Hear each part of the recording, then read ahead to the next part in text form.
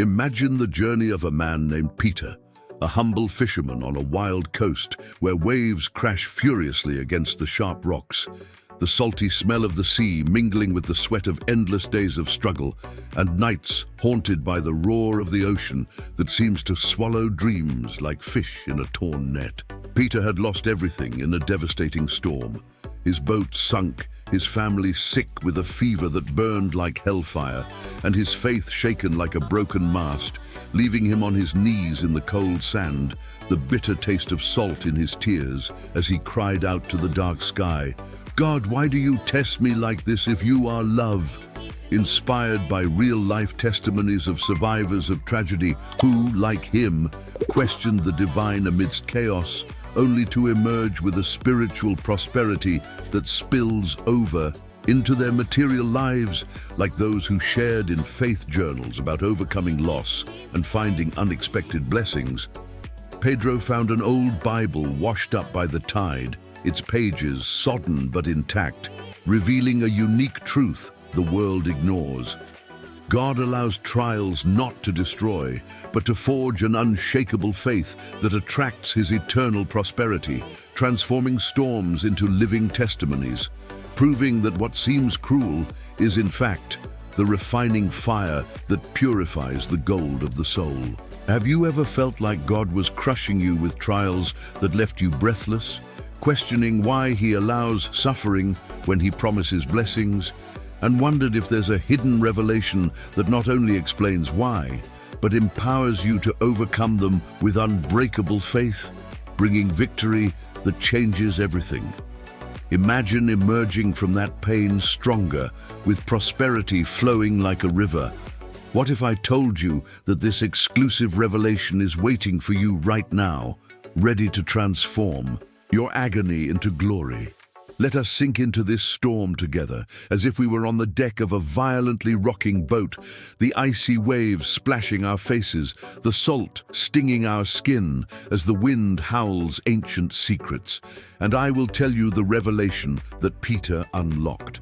A mystery not for those seeking easy answers, but for those willing to dive into the abyss of doubt, feeling terror before tranquility. Feel the rocking of the sea beneath your feet, the smell of rotting seaweed and dead fish rising like a reminder of failures, and imagine Peter there, clinging to the wreckage of his boat, his heart hammering like war drums, his thoughts a vortex of rage and despair.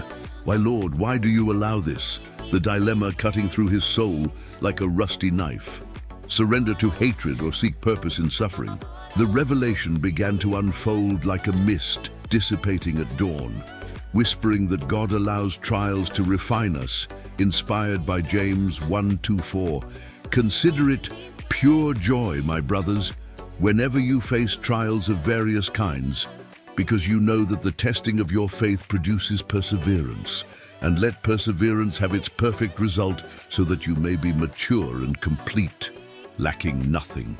And Peter, his hands cut by the torn ropes, felt a tremor in his chest as he realized his loss was not punishment, but a call to growth, the smell of salt mingling with the hot tears that washed away his anger. But the tension grew like a tidal wave because nothing changed.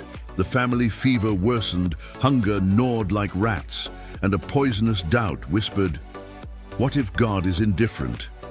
Stay with me, because the next layer of this revelation brings a twist no one anticipates, a break in the pattern that transforms why into what for. Night fell like a black veil over the choppy sea, the smell of rotting fish on the shore evoking decay and doom. And Peter, crouched on the damp sand, faced the revelation with an intensity that burned within, questioning divine purpose while the wind carried echoes of lost laughter from his healthy family. Internal conflict boiled like the raging ocean, wanting to curse the heavens. But the Bible, open to the moonlight, revealed that trials come to produce hope, echoing Romans 5:3-5. Not only so, but we also rejoice in our sufferings, because we know that suffering produces perseverance, and perseverance, character, and character, hope. And hope does not disappoint us because God has poured out his love into our hearts through the Holy Spirit, whom he has given us. Peter felt a shiver down his spine, as if an invisible hand touched his shoulder, realizing that his pain was the soil from which unshakable faith would sprout. His thoughts swirled in chaos. I can handle it, but what if it breaks? The surprise came like a sudden calm. A neighboring fisherman, touched by a night vision, brought medicine and food, not curing everything, but shining a light in the darkness, proving that God uses trials to connect us to his love.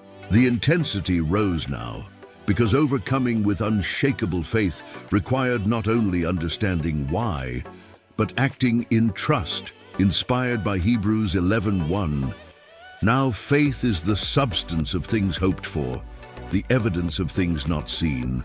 And Peter, feeling the salty taste of the sea on his chapped lips, prayed for the first time without anger, the dilemma pressing, trust blindly or demand proof. You feel that same storm now, don't you? That wave of doubt that threatens to drown, questioning if trials have an end. But wait, because the twists and turns pile up. A question that will only be illuminated later. What if unshakable faith doesn't avoid trials, but transforms them into gateways to prosperity?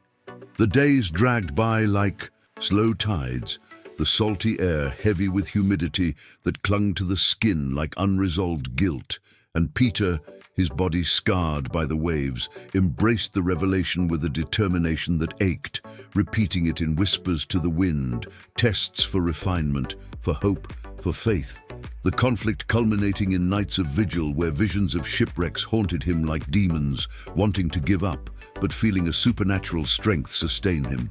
The pattern break came unexpectedly, as he shared his struggle with the village, inspired by 1 Peter 1:6-7. Now for a little while you may have to endure various trials, so that your faith, being more precious than gold that perishes even when refined by fire, may be proven to result in praise, glory, and honor at the revealing of Jesus Christ.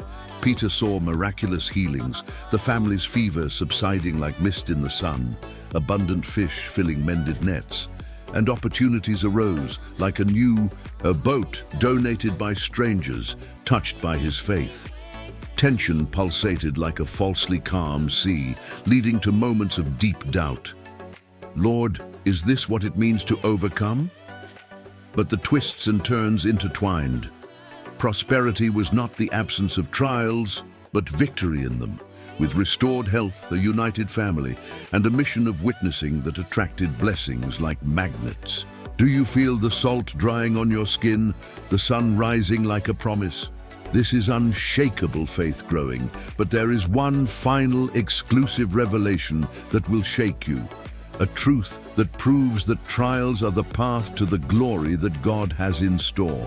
What if I told you that Peter's journey, inspired by real-life accounts of believers who overcame cancer, bankruptcy, and loss through unwavering faith, like those who testified in devotional books about the fire that refines without consuming, reveals that God allows trials to make us channels of his prosperity, where faith doesn't break but multiplies blessings the world can't understand.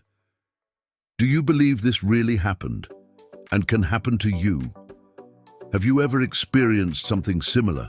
This test that tests you to the limit?